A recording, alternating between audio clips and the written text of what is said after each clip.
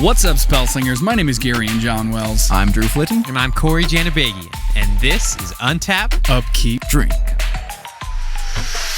Beer Up.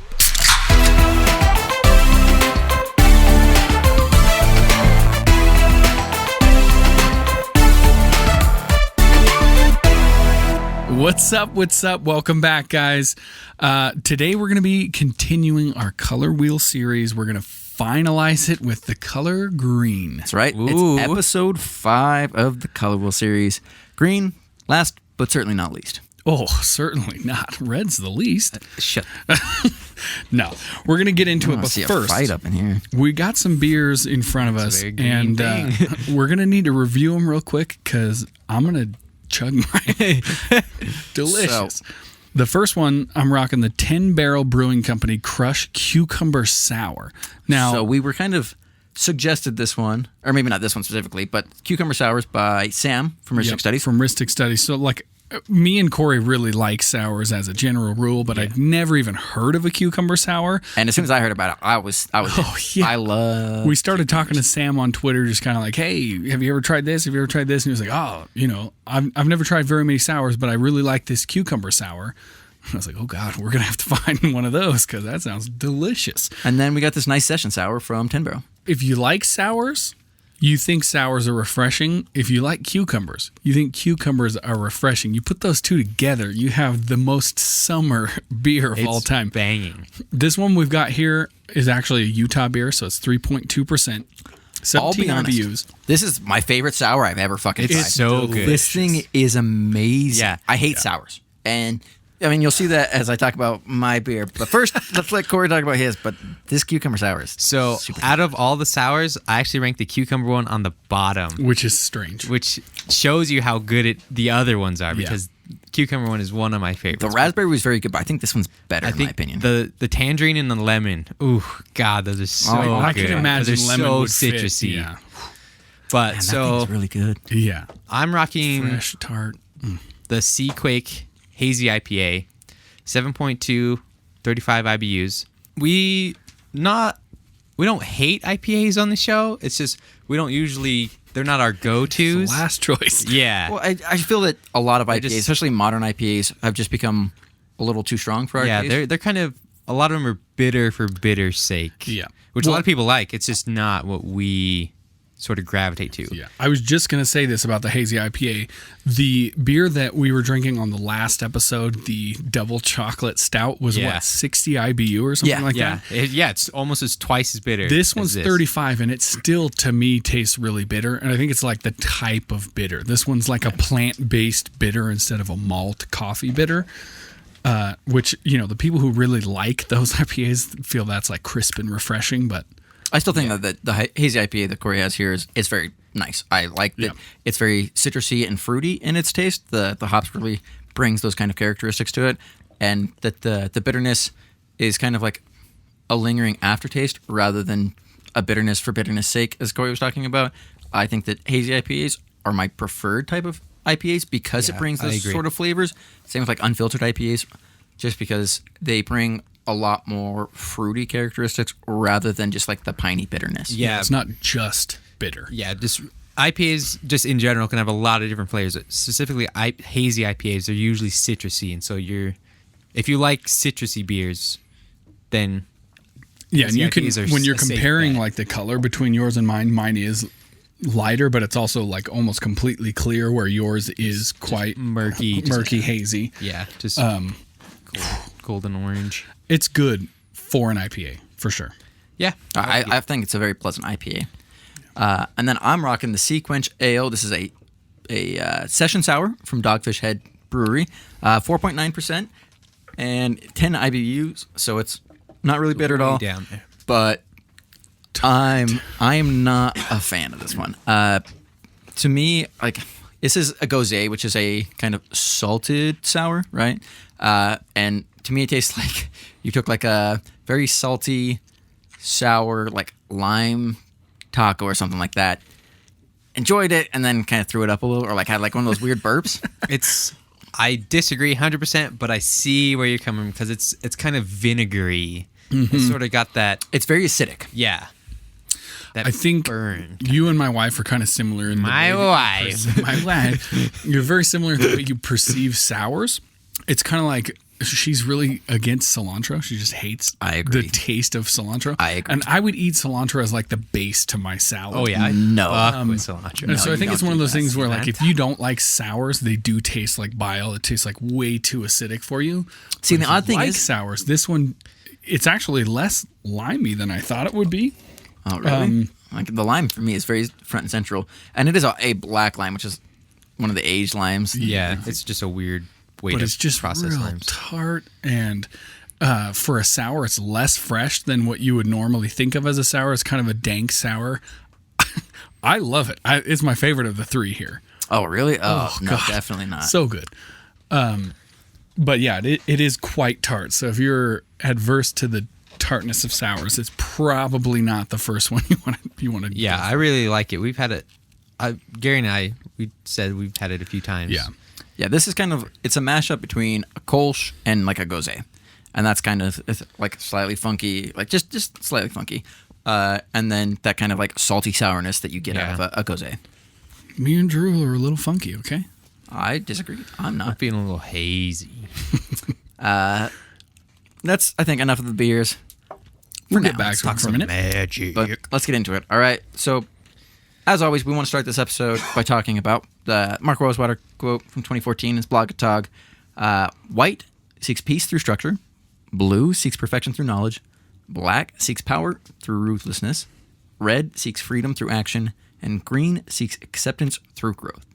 So as we talk about green, we definitely want to talk about growth. Acceptance, I feel, is kind of on the back burner for us because when we think about green, we really think about power, toughness, fighting, the Big boys. growth in nature as well as just the creatures in general.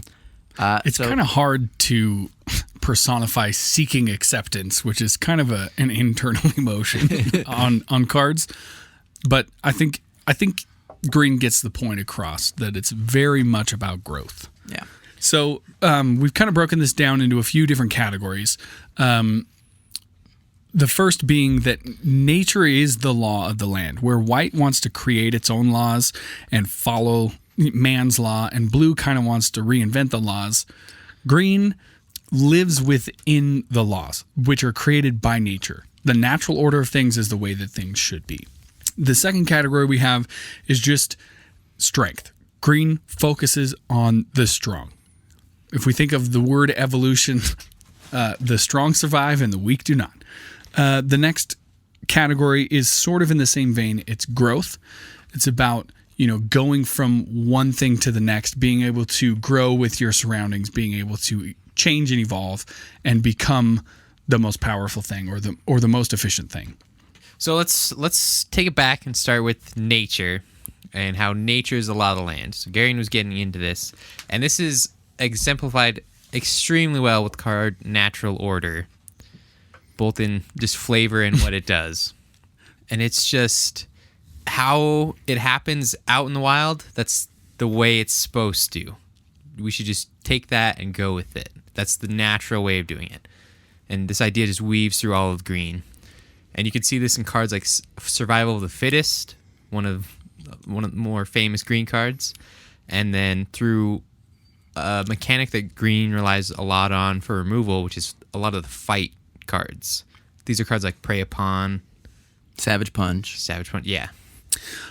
Green also likes the idea of coexisting with nature, not like the manipulation of nature. So we've got cards like Treetop Village and Primeval Bounty that sort of exemplify how, you would live with the way that things are instead of trying to change the surroundings. Yeah, the idea is that green wants to work with the land. Yeah, Right. And we really see that, especially in like the mana dorks, right? The creatures that pump out mana as if the land does.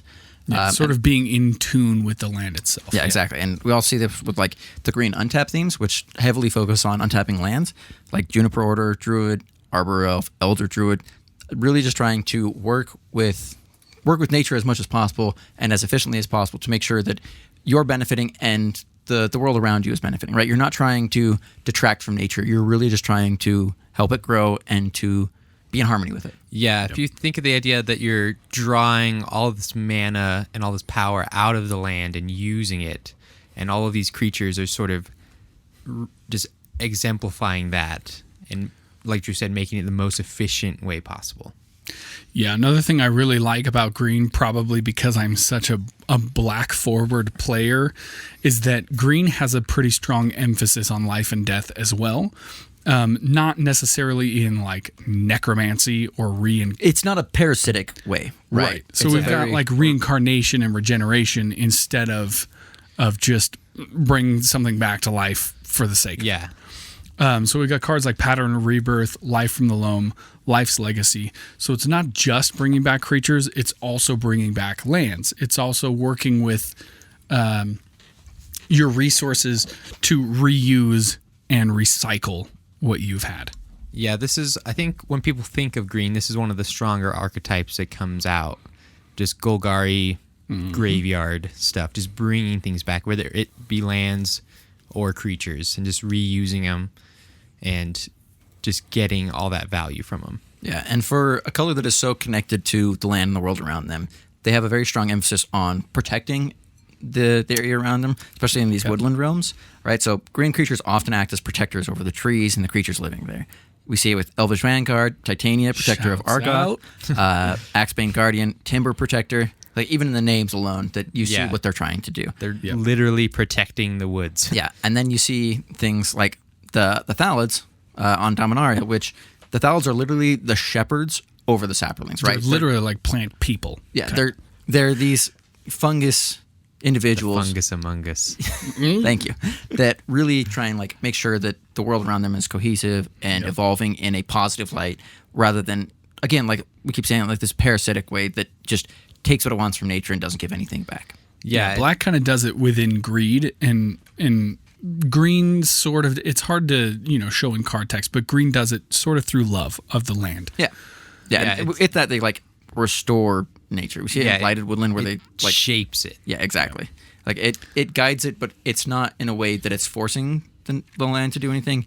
It's just allowing it to do it in the best way that it possibly can. Yeah, the most natural and accepted way that it can. And because green is so nature focused, so focused on the way that things should be in the natural world, that's where you're going to find some really, really good cards in the destruction of the unearthly, like artifacts and enchantments. So we've got very, very quintessential cards like Naturalize, Croson Grip, Bane of Progress, Acidic Slime, all of these super like green staples that target enchantments and artifacts.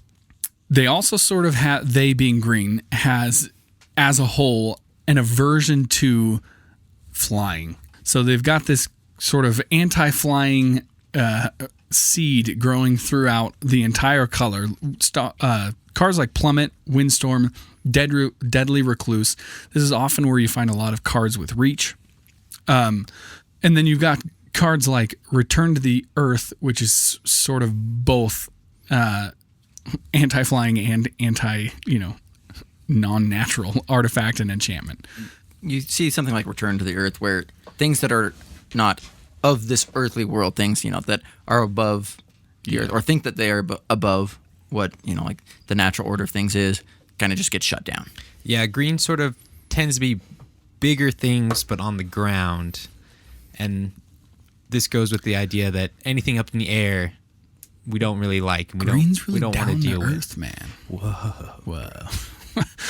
They also have the idea that nature can overcome anything given enough time. And here we're talking about Cory's favorite, land destruction.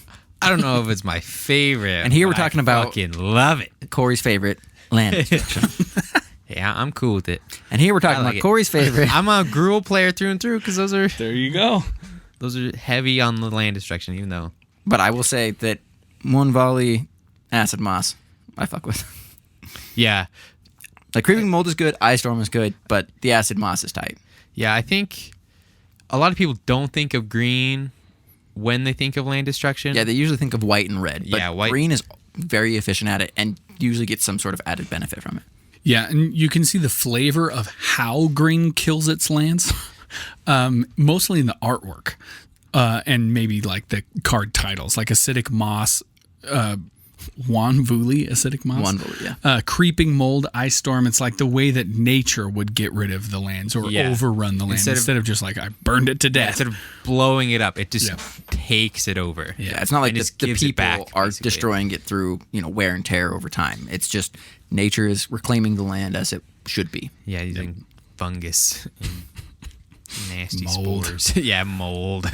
So I'm sure that everybody understands that green is all about strength, right? And we see this with Mosswort Bridge, which is the hideaway land for green, which cares about the power of the creatures around you, right? That's just raw strength. And there's a lot of different ways to delineate the strength that green provides, right? We've got individual strength, the strength in numbers as well. And so green really likes this natural strength. This is creatures with high power and toughness, or trample, or both, right? We've got Craw Giant. Colossal Dreadmaw seems to be like the new staple that Wizards keeps on printing.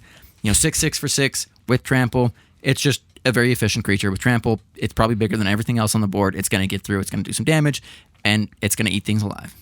Yeah, I think when people think of just base mono green, they either think elves or really, really big dudes. Yeah, like mono green Stompy Yeah. is a deck archetype because it just generate lots of mana, put out big things, stomp over everything. Yeah, they just Ramp crash hard. through. You kill hard. Yeah. I think a way that WotC has tried to help those archetypes, because it's so hard to dump 6, 8, 10 mana into a creature and have it be countered by 2 mana or immediately killed. They've built in this natural protection, how nature would protect its creatures. We've got cards like Leyline of Life Force, Prowling Serpapard, which is an awful word to say. I love the card, honestly. 4/3 for 3 It's that so also good. can't be counted Yeah. like you're saying. Yeah, there are ways to create an environment in which your creatures can't be countered. They've also got some hexproof and shroud cards like Carnage Tyrant that just helps those big creatures that are such a huge mana investment be protected by the land itself. Yeah, this is kind of, as far as mechanics is concerned, the way that green deals with black especially, but blue in there as well. Is just that stopping your opponents from being able to react properly. It just protects you when you are sinking such a huge mana investment into these creatures. You want them to at least stick for one turn, get the punch in. It's kind of almost red in flavor that you want to get that like one punch. Yeah, in. you're going to do it. Like you're just putting such a huge investment into it that you need to be able to protect it. Yeah, I I think think red and green have a huge overlap in what they do. It's how they go about it that really delineates the two. I was going to say, I think green, sort of this can't be countered mechanic, you see it a little bit in red, but I think it's a lot of other colors don't deal with just hard counters like this. Like, you just accept that your stuff might be countered unless you're also playing blue. But green is just like, nope, no counters. These creatures are coming through. Yeah. They're getting on the board. Hexproof and Shroud, I think the second most color is blue for those mechanics. So this is kind of the way that not only green deals with blue, but the way that blue and green work together. Yeah, it works with it. Green also has this idea of strength through survival, and it's 100% flavor. It's just this idea that if you live long enough and stay on the board and keep getting stronger and surviving turn after turn after turn, you'll just keep getting bigger and bigger and better and better.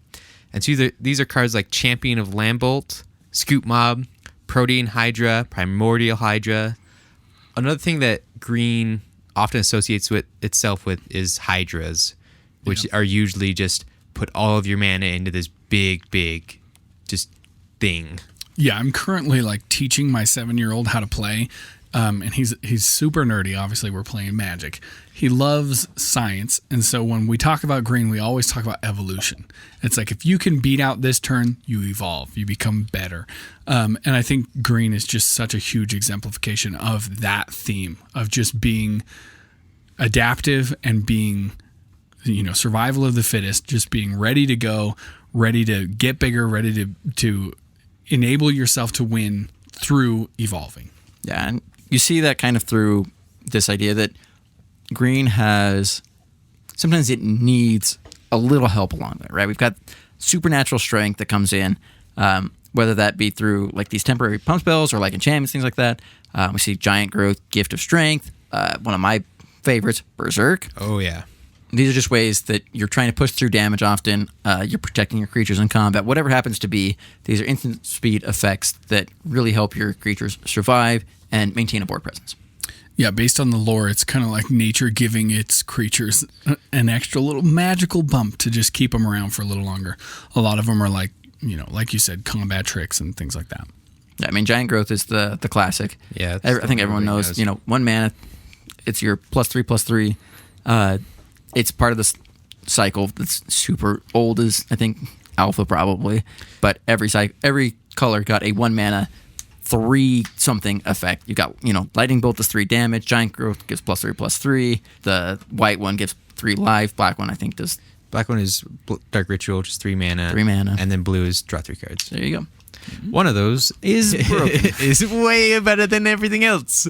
But the green one is still very strong. And I think honestly think that it has been reprinted for a long time. And then it was finally reprinted in War of the Spark. And that kind of shows you the power creep of the game right now, is that if you're starting to print the 1 mana +3/+3, that's kind of going crazy right now. It's a War big of the bump. Spark went hard.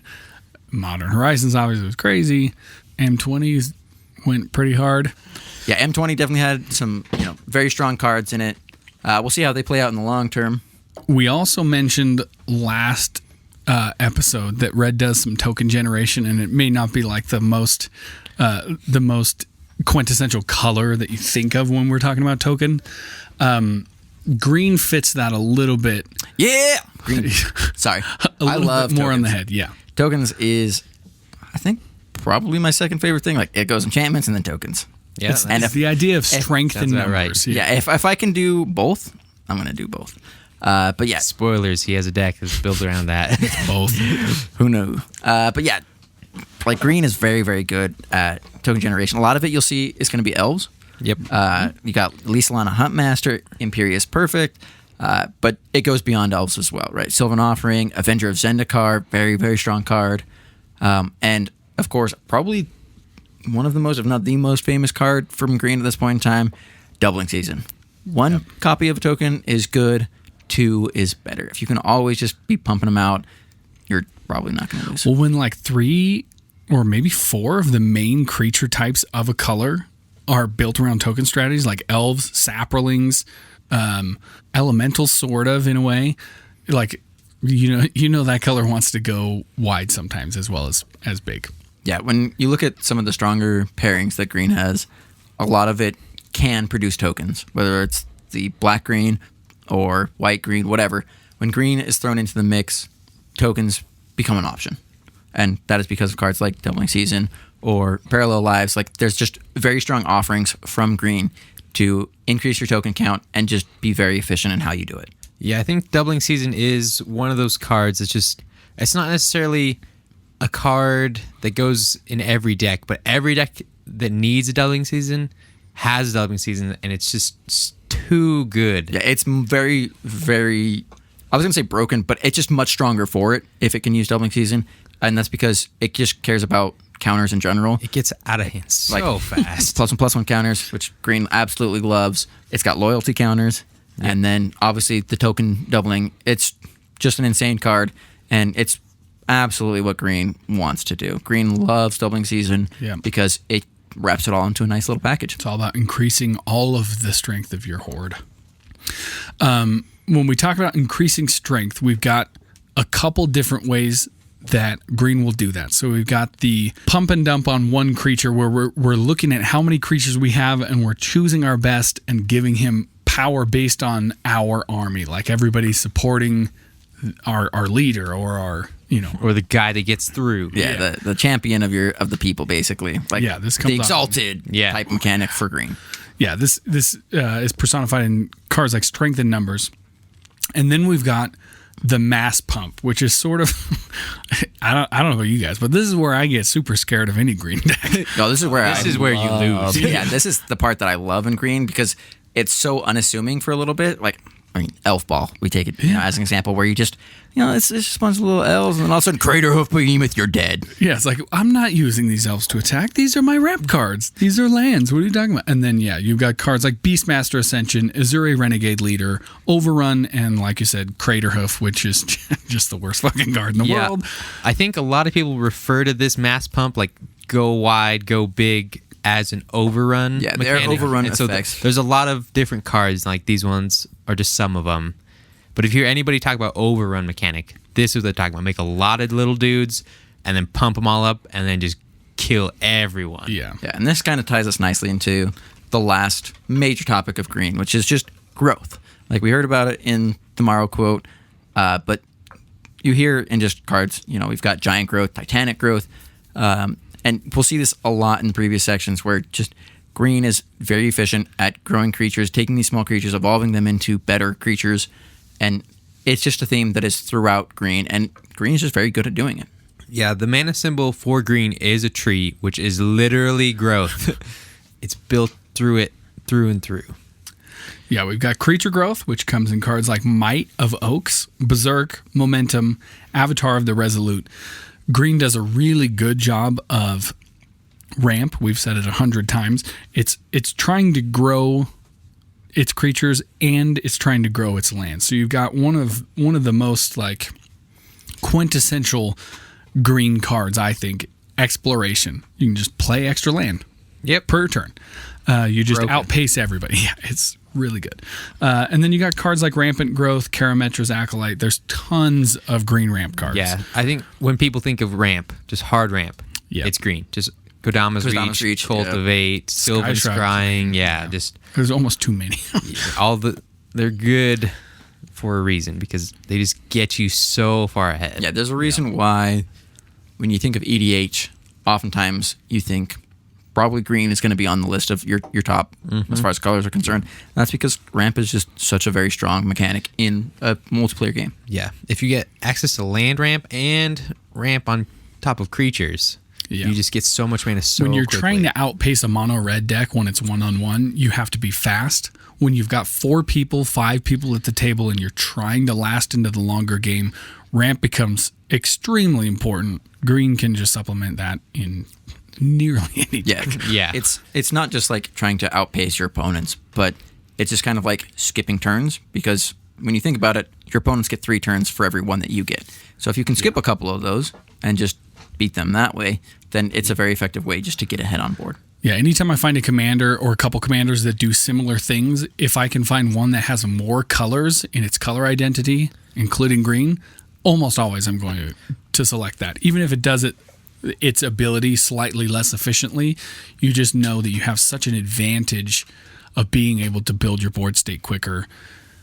It's almost too good. You can make just multicolor decks, and the only green cards you use are just land ramp cards, just to get you there. Yeah, I can't disagree. Like, green is just such a very strong color in EDH, and honestly, I think in a lot of different formats, green is just going to be reliable because you know what green is going to do. You know what to expect out of it, and it's just honestly, I think it's probably the most consistent color, just because Wizards hasn't really mixed it up too much, and I think that's for the better. Because like black and blue have seen so much changes over time. Yeah. I think red is very close in that it's kind of changed, but not as much. But green has always been big creatures, efficient creatures, ways to accelerate yourself in mana and in like tokens and stuff like that. And we kind of see that in this growth category where we have not just growth of creatures individually or otherwise, but the growth of the many. Like we make massive amounts of creatures, we pump them up, and we're efficient in that way. Yep. We've got cards like Symbiotic Beast, Arachnogenesis, 1 Dozen Eyes, Parallel Lives, and Wolf Caller's Howl. Yeah, Arachnogenesis, just a very strong card. It's just something that people never think about. Yeah, it's a fun card. Well, we've gone through a lot of green's ideas and mechanics. Its personality. Yeah. I feel like green is going to be the most straightforward.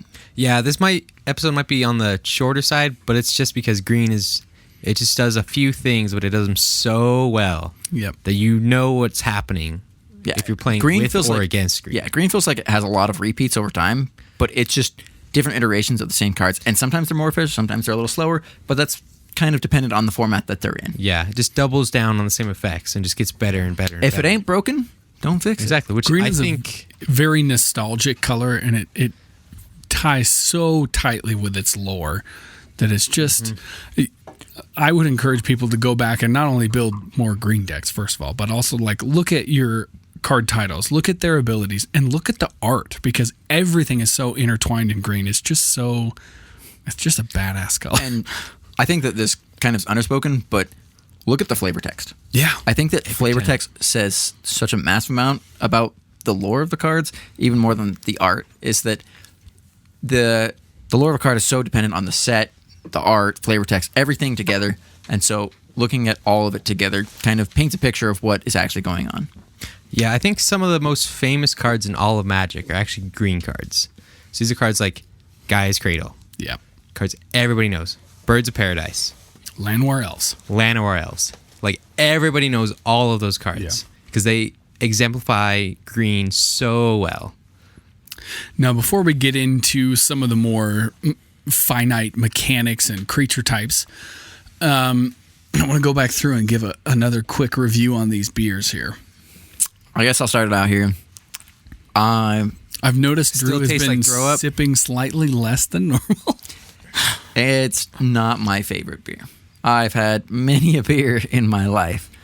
I think I'm pushing actually like close to 1,000 different beers. I was trying to think the other day of like realistically how many different beers I've had, and in the past 4.5 years that I've been drinking, I've probably had close to 1,000 plus different Now, beers. your next challenge is to drink 1,001 type of beer. 1,000 Bud Lights. No, 1,000 Guinnesses. okay, 1,000 Land Sharks. I could do that, but this That's one, sponsored by Land Shark. Jimmy Buffett, where you at? I will say that this is not my favorite beer. It's not the worst sour I've had. I can respect the flavors that they're going for here. You definitely taste the lime. It's kind of like a salted lime, which is okay, but the kind of acidic taste to it is just not for me. It's probably heresy, but it's reminiscent of tequila in that it's everything you want to go with your tequila. You know what I mean? It's like a little salty, a little acidic. I bet mixing some tequila with that A sequence splash. would actually be pretty good. So do a, let's say Jaeger bomb, Yeah. but tequila bomb? God. Tequila bomb with a session sour. We'll try it. Correction. You'll try it. I'll try it. I'll try it. I'll report back.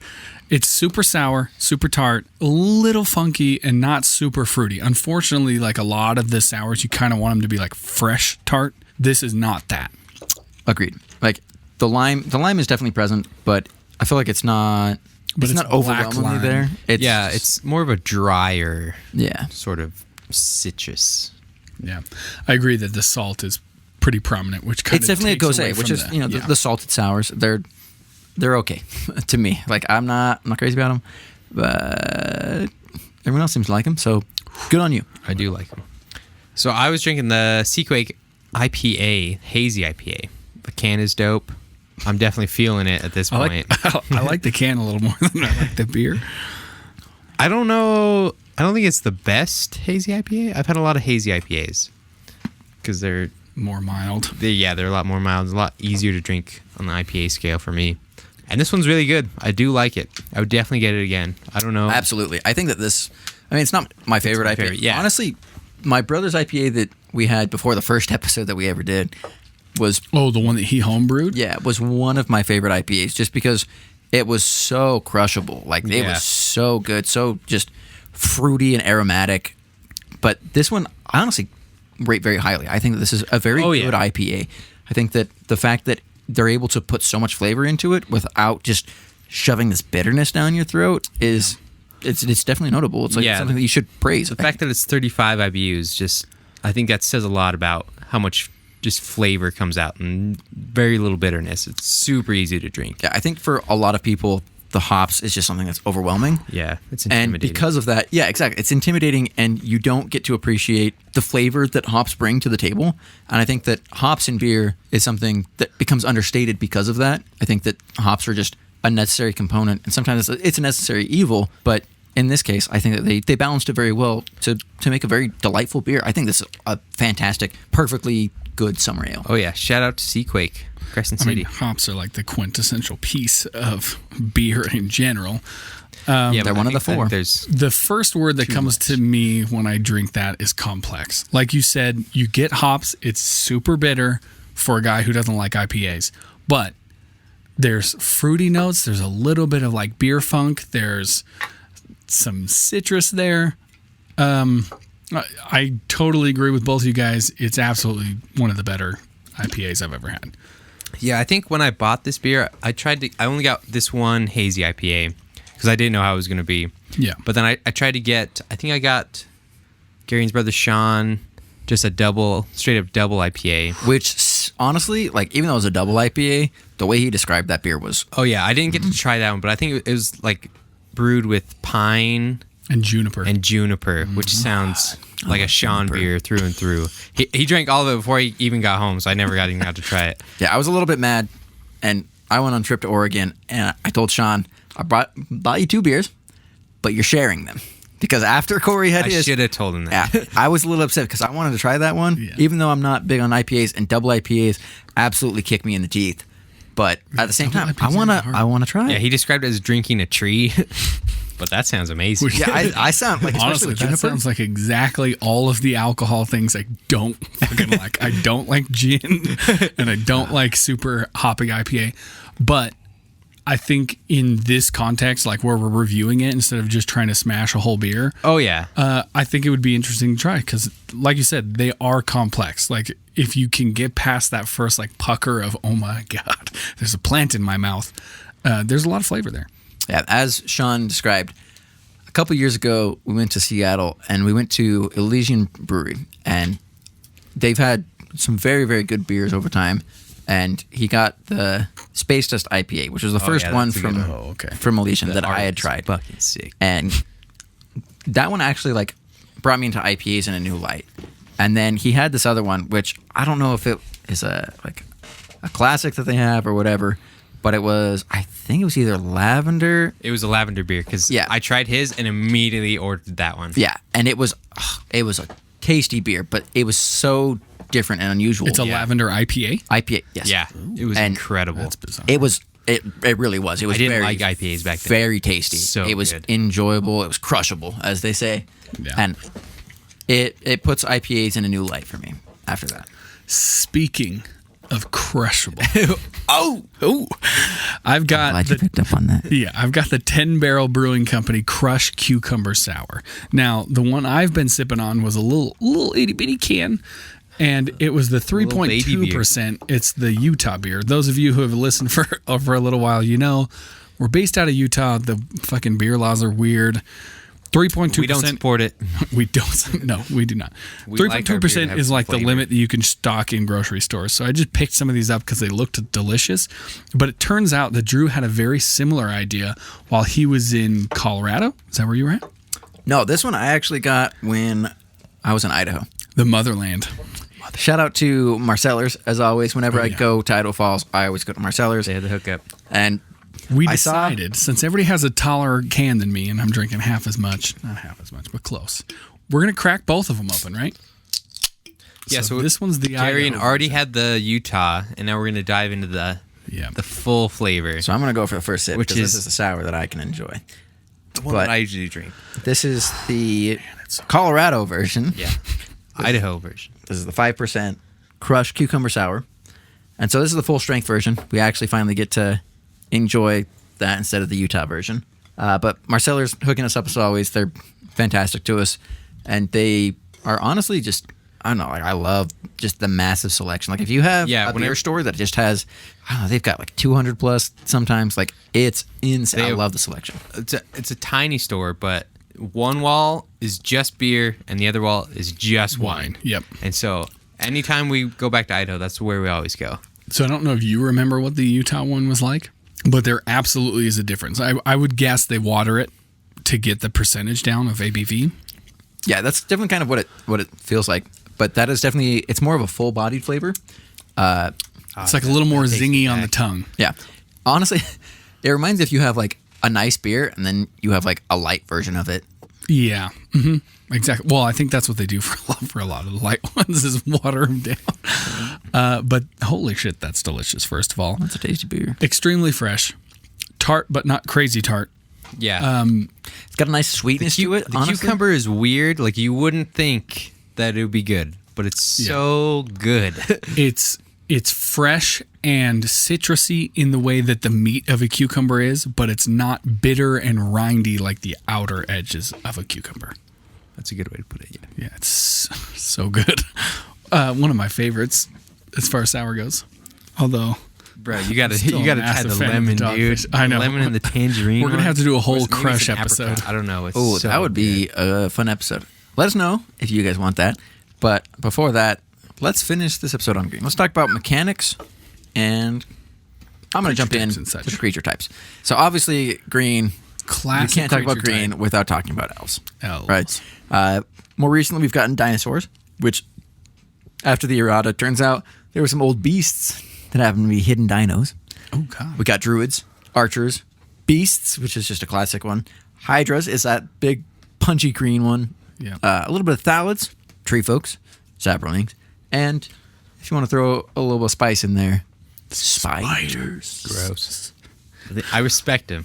I'm afraid of him.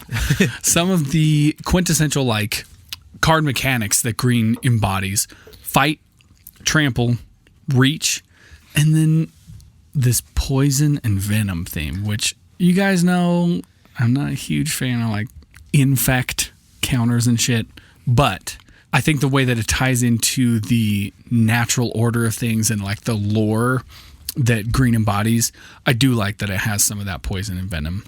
Absolutely. And when we're talking about fight, we're talking about the specific, like, target creature you control fights other creature. We're talking about mutants prey, hunt the hunter, savage punch, these types of things where your creature deals damage to other creature with its power, and that creature does damage equal to your creature with its power. Yeah, instead of just destroy target creature, it's you use your creature and it destroys another creature. Yeah. Usually, because You green has hit these it against giant, the other one. punchy motherfuckers. Yeah. That's just ready to You go. rely on your big boys to take out their Yeah, a lot of Medium times you size. find all their boys.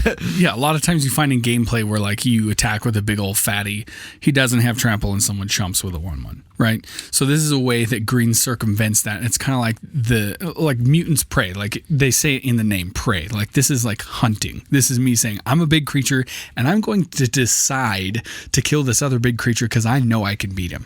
You know what I mean? So you're a 4/4 and you kill the 3/3. You didn't get the chance to chump block because I got you.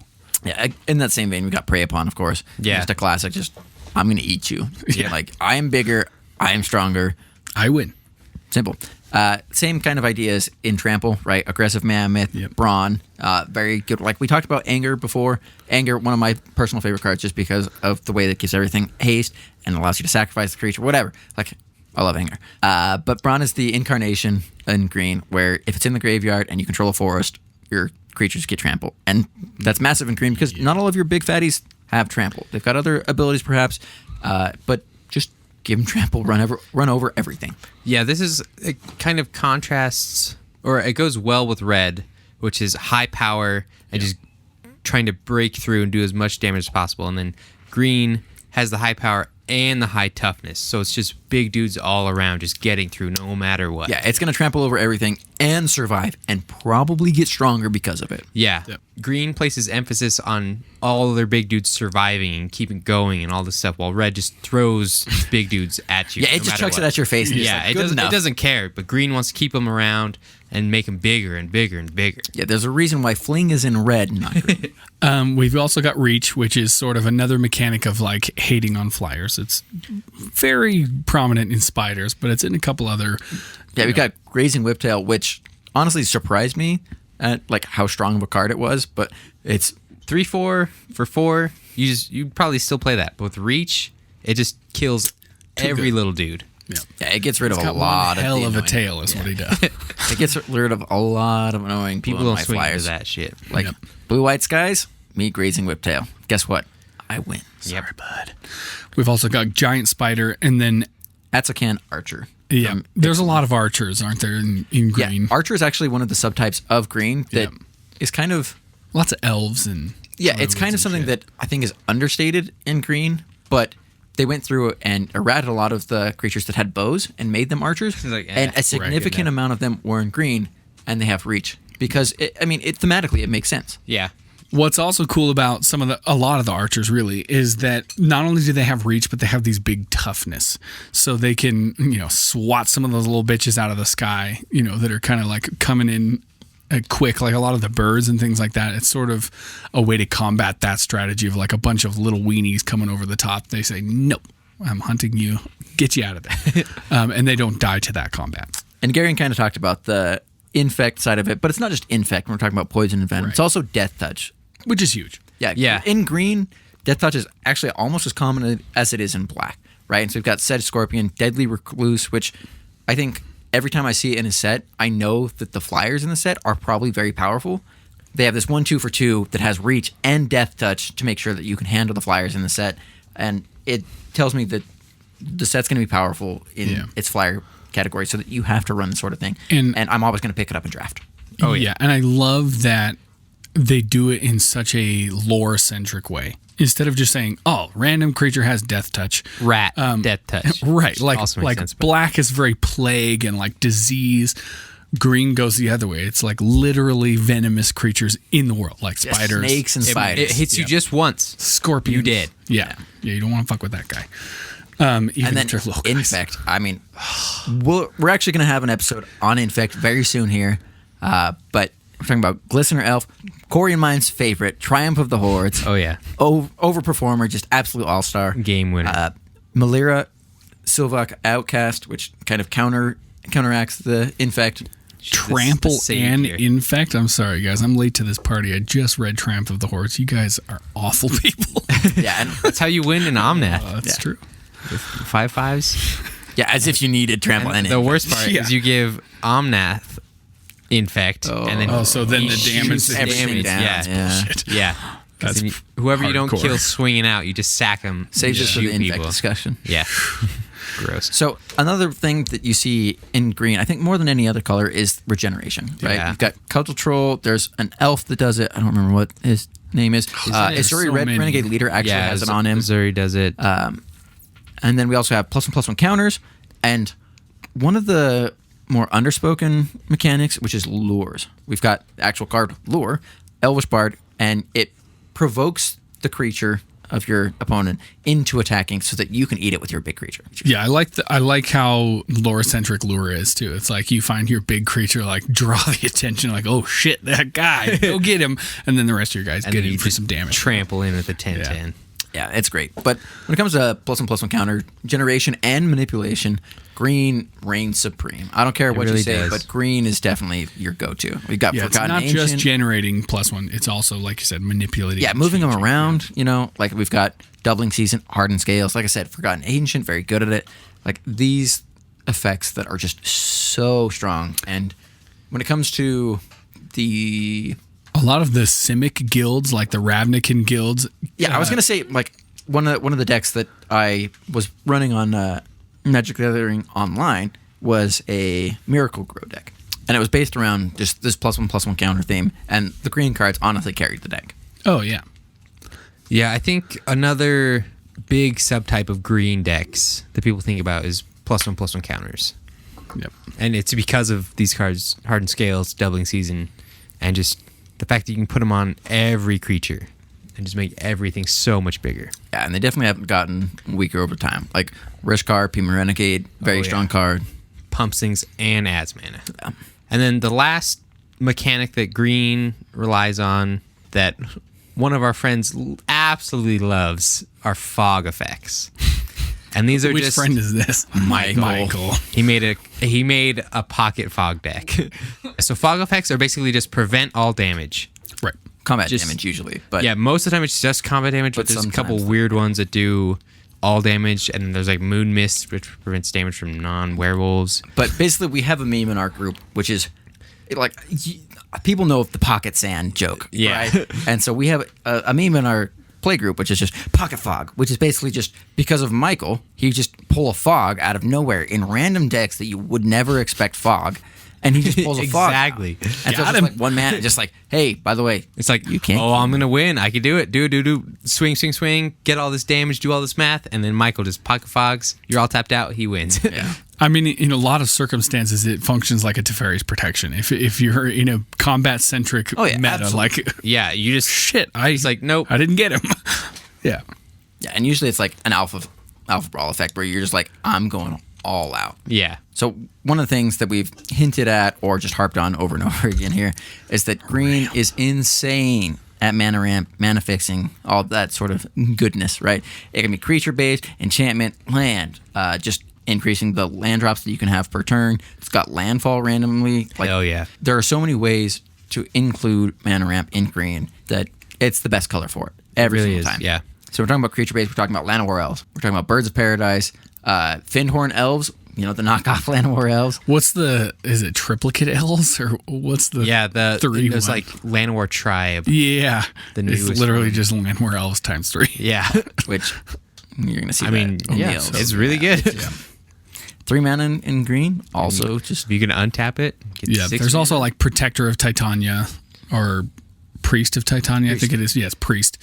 You're just adding mana for every elf you've got. yeah. So Yeah, green, she's an all-star. very good at it. I mean, we talked about enchantment base, right? So you got mana doubling like Zendikar Resurgent, as well as just like increasing the mana production of your lands like Market Festival. Plus, you've got cards like Cultivate, Kodama's Reach, Skyshroud Claim. I mean, you just got all these, like land-based. Just Honestly, a spell that just says very we need good more cards land. that are just staples of the EDH, commander format, as well as very good in other formats. Yeah, and I think the reason that a lot of these land tutors are so good is that they don't just get green cards. They Yeah. don't just get forests. They get Well, Except any for Sky Shroud Claim. But basically, green does an extremely good job of getting any and all land that you need. Yeah, and then if you can just elevate your landfall triggers every turn, just get multiple ones every turn, Yeah. it quickly gets out of hand. Yeah, you pair some landfall cards with cards like Exploration, and you've got a mess on your hands. It gets Yeah, there's a reason why so Fast fast. Bond is banned in Yep. certain formats. Another way that green seeks out some of its advantage in its gameplay is through card draw. Some raw card draw that it has are cards like Harmonize and Greater Good. I think the way that they incorporate lore there is really cool too, because with cards like Greater Good, you have to sacrifice a creature in order to draw as many cards per power. And it's like recycling like your resources in order to gain more resources. Yeah, and I think another good card draw spell is Rishkar's Expertise. Yep. I love that card. I keep putting it in every single green deck It's because so good. it pays off every Yeah, single but time. it's such good green flavor because it's card draw, but it's based off your creature's power. So the bigger your dude is, the more cards you get to draw. And it gives you a free spell, which is never bad. Green has a surprisingly large amount of good card draw spells that I think, again, it's undervalued in green because everyone focuses so much on creature and combat that the card draw kind of slips under the wayside.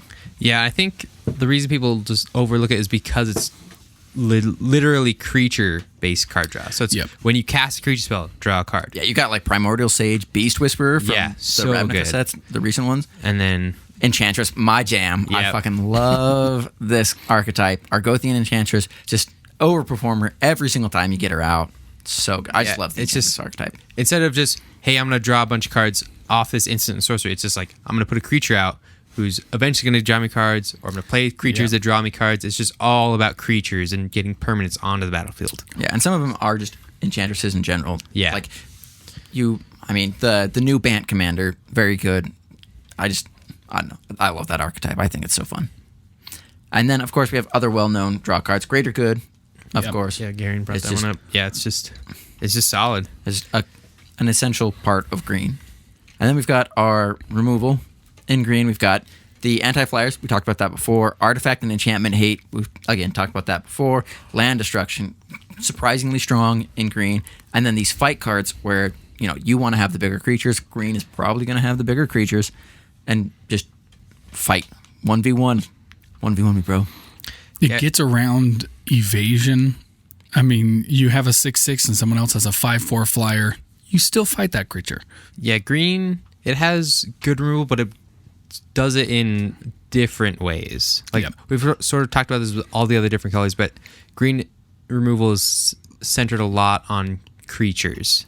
So this is a lot of creatures that come in and destroy stuff, or come in and fight stuff, or like as we have right here, they have the occasional instant sorcery like Beast Within, which just straight up blows up whatever the fuck you want. Yeah, it is just straight up permanent removal. And this is rare in any color. Yeah. But it's especially rare in green that usually focuses on creatures or land. And Beast Within, any permanent, it's so strong. One thing that green really lacks on are the board wipes. Yeah, out of any the color board wipe category. Yeah. Green, I think, is probably the weakest. Like Yep. what it does incredibly well. Yeah. But when it lacks, it really struggles. Yeah, it has a couple of good artifact and enchantment board wipes, like Bane of Progress. Bane of my existence. Yeah, and then there's like I think Wave of Vitriol is mass land destruction. Yeah. And there's a couple others, but they're just like, there's no green destroy all creatures. There's no green Wrath of God. There's closest nothing that like they that. have is Azuri's Predation, which generates a 4/4 beast, and each beast you generate is based on the creatures your opponents have, and then they fight. So again, it comes back to this: my creatures are bigger than your creatures. Sometimes they aren't. Or Yeah. just Craterhoof, but that's not really what you want in a board. That's not like a traditional board Yeah. wipe. in Yeah, this it's sense. not just play it, blow everything up. It's just like, Destroy, yeah. we're going to have some shit go down. Yeah, and Azuri's Predation, I think, is probably the most common, if not just like the generally accepted strongest board wipe for creatures in green, just because most creatures probably aren't going to reach for toughness, and your creature is going to punch them. And then also you just have this like incidental token generation, which as long as your creatures survive, massive You get a bunch of value. dudes. Yep. The way that green does tutors is a little bit different than obviously black. We've talked about how black has the best tutors and blue's got some tutors. Green does really well with creature tutors. Yeah, absolutely. Black, you get whatever you want. Yep, it's just Blue, get a card. you're probably going to get instant sorceries, and on the Maybe some occasion, you've got artifacts. like some artifacts or Yeah. just like the very rare ones, which is just like you get what you want. But those ones are few and far between. Green, very Overly centered costed. on creatures. Yep. Yeah, I don't think there's any green tutors that aren't just get a creature. Yeah, they're just go find a creature with some stipulation. Yeah, I was gonna Unless say, it's I'm a looking land. through. I'm looking It's through either the list creature that I or have land. here, Yeah. and it's creature, and then I know that there's just the lands that are. I was going to say, ramp spells. most ramp spells are technically tutors, Yeah. but Yeah. we've got cards like Birthing Pod, Yes. Genesis Wave, Yes. Court of Calling, Absolute. Fauna Shaman, Yes, Green Sun's Zenith, I'll take two. and Tooth and Nail. Game Expensive, but winner. absolutely Yeah. crushes opponents. And so this just feeds back into the idea that green is just all about creatures all the time. Yeah. Yep. You And- can't really tutor for any other answer except your creature-based answers. Yeah, and along with that, like green, we're gonna say time and time and again, is insane when it comes to token generation. Like the reason why doubling season is so insane is not just because it doubles your planeswalker effect or the +1/+1 counters that it puts on creatures. Like the fact that you're able to double every single token that you put out is unreal. Yeah, anything that you make gets doubled, basically. Yep. Stupid. Yeah. People talk about white and black as life gain colors, but green has a surprisingly large amount of life gain in it. Which kind of makes sense because you're drawing your power and your lifeblood from the land, and so the land would reward you for playing in that way. Yeah, I think one of the old life gain cards from green is like Stream of Life. Yeah. And it's literally just like this person in It's a like river. you found the fountain. Yeah, The it's one just where like you the just- fountain of youth. Yeah, you kind of. basically just tap out and you gain that much life. Yeah, it's just, I think it's like X and green gain that much life. Yep. not good. No, oh yeah. It's still a part of green that has been part of green since the beginning of Magic. Yeah, it's Well, old. Yeah, I was green. going to say 1v1 it was okay because you were looking at that tempo advantage where Right. you didn't It's how you spend raise all mono of your mana. Yeah, you just Yeah, give that especially extra turn if or you two. can ramp really hard. Oh god, yeah. Which you Gain can. 12 life is significant in a 1v1 game. Let's just restart this game, motherfucker. Here we go. Let's keep going. Except I have a bunch of big dudes now. Yeah, and the last part of the general green mechanics that we have here is Grave Hate. Green loves interacting with its own graveyard and is not a big fan of you doing that. Yep. It's kind of like the recyclers of the earth go in and find those black players that are abusing their graveyards and say, hey, that is not how you naturally interact with your graveyard. So this is kind of like how red hates artifacts and blows all of them up, but also uses but them. also relies on them super hard. And there's a lot of red artifact manipulation. There's also a lot of green graveyard hate and graveyard synergies. Yeah, it's like red envies artifacts, so it kills all the artifacts that everybody else has. If you're using it, but I want blow it up. I think the best card in Grave Recursion is just in green is Eternal Witness. That's another one of those cards that everybody knows. Everybody say plays. Genesis, but yeah, Ewit definitely. Genesis is very strong in and of itself, but Eternal Witness, like we kind of joke around about Ewit, but it's just one of those cards. If you're playing anything with green, you're probably going to throw that in there. Yeah. It's so hard to cut that over anything because it's do I want to add another thing that maybe does do good synergy, maybe does work with this deck, or do I just want to have an extra copy of something? Yeah, just get it back. Yeah. So we've kind of gone through the general logistics of green, but we have our last category, as always. That which encapsulates it all. Basically, we're talking about Planeswalkers and the Command and Confluence cycle. Yeah. For Planeswalkers, we've got Garrick, Primal Hunter, Vivian Reed, who has become just a powerhouse in Standard. Yeah, she's one of the newer Planeswalkers, but she's so good. And Freyalise Lanoir's Fury. As far as the Command and Confluence cycle, we've got Primal Command, incredibly strong, and Verdant Confluence. Yeah, both of those cards sort of encapsulate everything that green's trying to do. You got some life gain, you got recursion. You want to tutor a creature? Good. Yep. Yeah, green, like we've said, green doesn't do a lot of stuff, but it does it very well and just doubles down on all of that. Yeah, that which it does is just creatures, ramp, plus and counters, tokens. Which is why a lot of times when you find multicolored decks, if they're including green, it's specifically for those things that it does so well. Yeah, it just synergizes really well with a lot of other colors because it does those things just so well. Almost too good. I mean, I would say the things that green does well, it does the best out of any color. Yeah. So that is our general coverage of green, our synopsis, our coverage of the lore and the mechanics and how they interact together. Our love note to green. Hell yeah.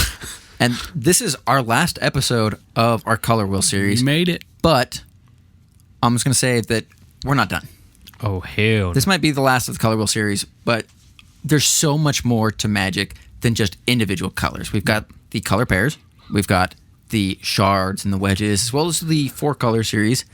And we're going to try and do our best to cover them in the best light that we possibly can.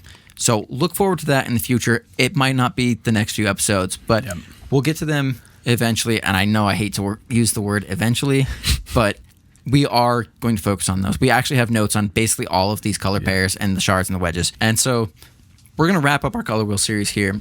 Next, hopefully we're going to jump into the Commander 2014 cycle. Before that, hopefully we've got another episode just to fill in the gap there so that we're not talking about all Commander all the time. We do play these other formats, and we love these other formats. We personally, as a group, play EDH together as our main format, but it's not the only thing we do. Next, we're going to talk about Infect. We're going to have a general discussion about it, and me and Cory, I wouldn't necessarily say that we're all on board, but we're a fan. Garion is going to take the negative side on this. And so we're just going to see how this discussion goes. We're going to just be completely candid on it. We're not going to be writing up show notes as we usually do. We're just going to come in, balls to the walls, see what happens. I'm so into alternate win cons, but Infect is the only one that really just pisses me off so bad. And after that, hopefully we can get our buddy Michael on, who is the king of alternate win cons of our play group. And if we can get him on, you guys really see the perspective that changes when normal combat and normal ways to win the game isn't actually what you're looking for. Yep. It's kind of an interesting way to strategically just change your game plan and just decide, you know what, instead of combat today, we're going to try something else. We're going to try some weird counters. Yeah, when you change the rules of the game, the entire game changes for all players. Yep. But until then, we want to remind you guys, we don't want you to drink underage. Obviously that shit's illegal, so be safe, be responsible. Don't drink and drive. We want you guys to be safe out there. If you're drinking along with us, enjoy your beers. Let us know, right? Share it with us on YouTube, of course. Obviously, Untap Upkeep Drink. Instagram, we're at Untap Upkeep Drink. Yep. Twitter and Facebook, we're at UUD Podcast. So please share it with us. Let us know what's going on. And, of course, don't forget to check out our Twitter and Instagram for Drew's Off the Show Brews. That is to say, Drew's Brews, where we're going to be reviewing beers that we've had off the show.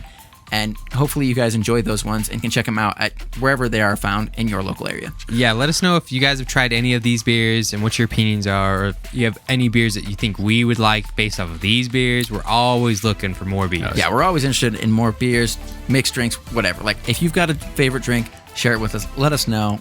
Like, we legitimately want to know what's going on here. We like the funky stuff. I mean, some of us like the funky stuff. I Some like of the us funky just- stuff. I like the funky stuff. I'm always up for new things. I'll say that. So thank you guys for listening. Thanks you for joining in. As always, Have fun. But not too much.